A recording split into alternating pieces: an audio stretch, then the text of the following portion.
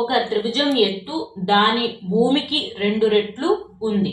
త్రిభుజ వైశాల్యం 625 సెంటీమీటర్లు అయిన త్రిభుజ భూమి పొడవు అని అడిగాడండి. మనకి ఇక్కడ భూమిని మనము ఎక్స్ అనుకోవాలి. భూమిని ఎక్స్ అనుకుంటే భూమికి 2 రెట్లు అన్నాడు కాబట్టి ఎత్తు h = 2x అవుతుందండి. అయితే మనకి త్రిభుజ వైశాల్యము ఆఫ్